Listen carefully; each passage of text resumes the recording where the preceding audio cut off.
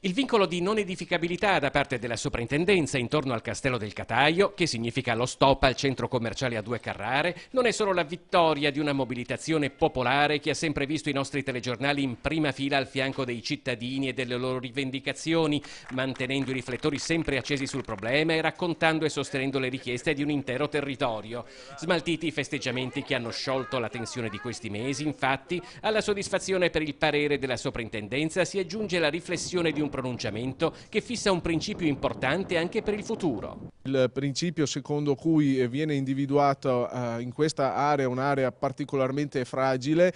va individuato appunto nel solco di una capacità di